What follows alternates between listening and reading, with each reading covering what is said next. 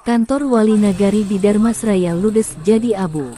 Kebakaran kantor Wali Nagari Muaro Sopan, Padang Laweh, Darmasraya, Senin tanggal 1 Agustus tahun 2022 siang.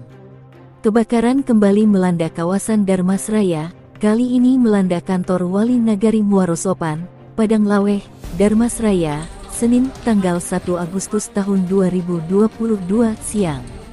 Dalam video sekiat 1 menit tersebut tampak api membumbung tinggi, sudah melahap hamifor seluruh bangunan.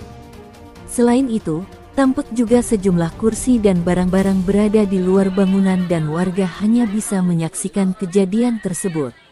Telah terjadi kebakaran kantor Wali Nagari Muaro Sopan, Kecamatan Padang Laweh, sekitar pukul 11.30 waktu Indonesia Barat, Senin tanggal 1 Agustus tahun 2022. Penyebab kebakaran diduga akibat adanya konsleting listrik. Bantuan pemadam kebakaran dari damkar terdekat langsung menuju TKP, tulis akun @infodarmasraya_. Hingga berita ini diturunkan, masih berusaha menghimpun informasi terkait korban dan kerugian yang diderita.